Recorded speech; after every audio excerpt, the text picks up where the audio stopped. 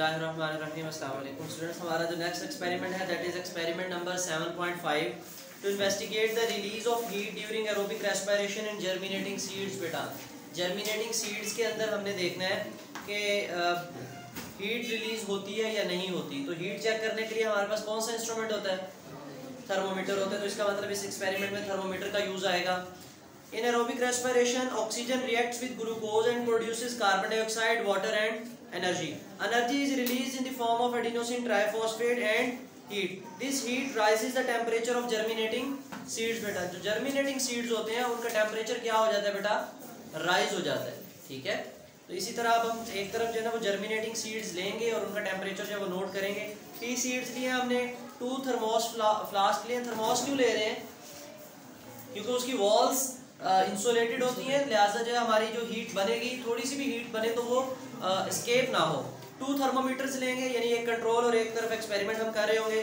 Cotton लेंगे, iron stand लेंगे, marker लेंगे। प्रोसीजर क्या है? Take some germinating seeds, boil some seeds for 10 minute so that they die. 10 minute तक हम उनको हीट करेंगे ताकि वो मर जाए। अच्छा जी, take 2 thermos flask A and B, या mark them as A and B. Put the live seed जो कि अनबॉइल्ड है ए में डाल दें, एंड डेड सीड जो है वो किस में डाल दें? बी में डाल दें। अच्छा जी, insert a thermometer in each flask and plug with cotton. उस थर्मोमीटर की साइडों पे कॉटन लगा दें। थर्मोमीटर की साइडों पे कॉटन लगा दें ताकि एयर जो है ना वो इंटरफेयर ना करें, या बाहर के टेम्परेचर जो है ना वो इंटरफेयर ना करें। Invert the flask and set the apparatus as shown in the diagram. Flask उसको आपका जो अपरेटस है उसको इन्वर्ट कर दें और उसको स्टैंड के अंदर फिक्स कर दें। बेटा flask A will serve as a experimental and B as a control. बेटा keep the apparatus for 24 to 48 hours. ठीक है, ऑलमोस्ट 1 से 2 दिन रखें। Note the reading of thermometers before the start and end of the experiment. Start में और and में आपने थर्मोमीटर का जो है ना वो टेम्परेचर नोट करना है। इसका मतलब आप एक इनिशियल टेम्परेचर नोट करेंगे और एक फाइनल टेम्परेचर नोट करेंगे। तो जो कंट्रोल है उसके अंदर तो इनिशियल और फाइनल दोनों सेम सेम आ रहे होंगे, लेकिन जो हमारे पास एक्सपेरिमेंट है, एक्सपेरिमेंटल में इनिशियल टेम्परेचर जो है वो कम होगा और जो फाइनल टेम्परेचर है वो क्या होगा? ज्यादा होगा।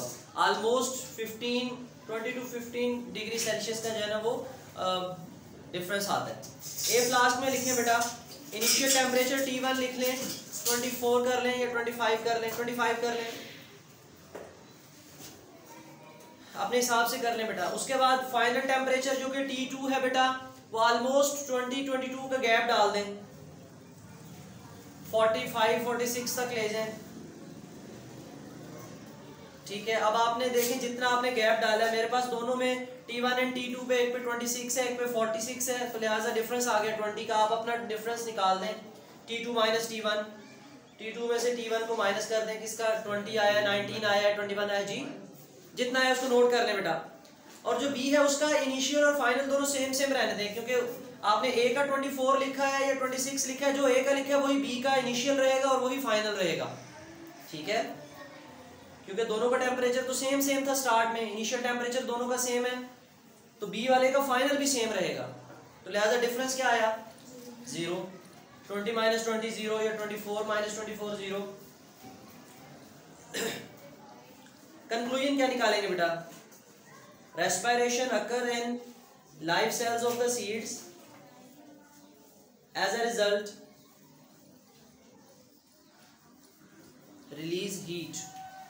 Respiration occurred in live cells of flask A, live cells of flask A results in the release of heat, results in the release of heat, यानी कि नतीजतन उसमें से क्या निकलेगी? हीट निकलेगी। साइड बॉक्स है बेटे, questions and don't use the seed which have been soaked for a long time, same जो पहले यूज किया हमने। ब्रेन टीजर है, what are the advantages of the inverting the flask. Flask को invert करने का क्या एडवांटेज है? By inverting the flask the bubble of the thermometer exactly come into the middle of the seed. जो bubble है thermometer का वो बिल्कुल सीड्स के दरमियान में आ जाएगा जब इन्वर्ट करेंगे तो। By germinating seeds used in flask A while killed seeds were putted in the flask B. क्यों हमने ऐसा किया? दो अलग-अलग क्यों लिए? To get as a control experiment. ठीक है, so the results can be compared, ताकि हम दोनों के रिजल्ट्स का मवाजना कर सकें। ठीक है, पोस्ट लैब एक्टिविटीज में जाएं बेटा। When you do strenuous exercise your body become warm, relate it with the respiration. Respiration से इसको रिलेट करें। कैसे रिलेट करेंगे? जब हम ज़्यादा काम करते हैं हमें पसीना आने लग जाता है। पसीना कब आता है? जब हमारी बॉडी का टेम्परेचर बढ़ने लगता है। तो पसीना इसीलिए आता है ताकि आपकी बॉडी का टेम्परेचर क्या किया जाए, कूल डाउन किया जाए। तो लिहाजा उसको रिलेट करें। क्या रिलेट करेंगे? जब हम ज़्यादा काम करेंगे, रेस्पिरेशन ज़्यादा होगी, एनर्जी ज़्यादा चाहिए, तो ज़्यादा हीट बनेगी। ठीक है, लिखिए शाबाश। The circulation of blood becomes fast, circulation of blood becomes fast during strenuous exercise. During circulation of blood becomes fast during strenuous exercise. We have to need more oxygen, so we respire faster and more heat is released, more energy is released. Strenuous exercise, so we need more oxygen,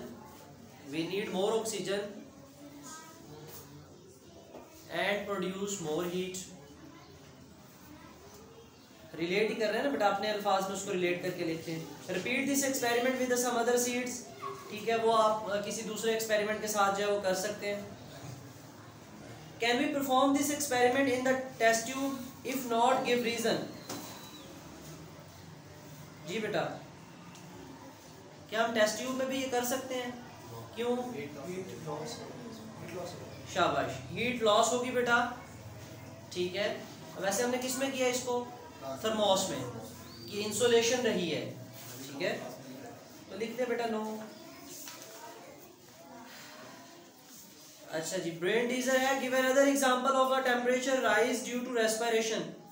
जी बेटा, temperature क्यों rise हुआ हमारी body का?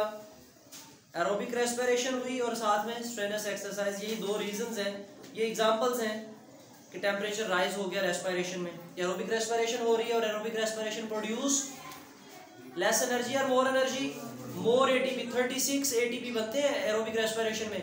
तो क्या सारी की सारी एनर्जी यूज हो जाती है? कुछ हीट की फॉर्म में रिलीज भी होती है। तो जितनी एनर्जी ज़्यादा बनेगी उतनी हीट की फॉर्म में रिलीज भी होगी।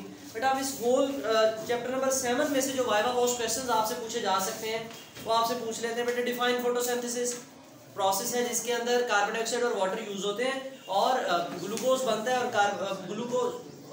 ऑक्सीजन जो है वो as a by product release हो जाती है। What are the factors that affect the rate of photosynthesis? Same concentration of carbon dioxide, water, chlorophyll, सारी चीजें, लाइट, सनलाइट। व्हाट आर variegated leaves? Have green and non-green parts. Simple. Have green and non-green areas. अच्छा जी, why is the light necessary for photosynthesis? कि light is a source of energy. Main source है हमारे पास. How does carbon dioxide enter the leaf? किसके जरिए enter होती है? Stomata. किस process के through? Diffusion. अच्छा, why do we take germinating seed? Germinating seed क्यों लिया हमने? क्योंकि अगर खाली उनमें रेस्पिरेशन हो रही होगी, क्योंकि वो जर्मिनेट हो रहे हैं, लिहाजा उनके अंदर रेस्पिरेटरी एक्टिविटी हो रही है। What does turning lime water milky? किस चीज ने? कार्बन डाइऑक्साइड ने। ठीक है, कैल्शियम कार्बोनेट बना, और या सिंपल हम कह दें किस चीज ने उसको किया? जो हमारी कार्बन डाइऑक्साइड थी उसने उसको कर दिया। Which gas is taken by germinating seed? Germinating seed कौन सी गैस को लेते हैं? ऑक्सीजन लेते हैं। रेस्पिरेशन को डिफाइन कर दें। Breakdown of glucose. ठीक है, CH bonds are broken down by oxidation reduction reaction and energy is transformed into ATP बेटा। Why do seeds are boiled? Seeds को हम boil क्यों करते हैं? ताकि हम कुछ seeds जो है वो dead हो जाए और हम उनको as a control use कर सकें। as a, यही मेन जो है ना वो आपके क्वेश्चंस थे जो आपके चैप्टर नंबर 7 से पूछे जा सकते हैं। इस होल टॉपिक में कोई क्वेश्चन हो तो आप कमेंट सेक्शन में पूछ सकते हो। थैंक यू, अल्लाह हाफिज़।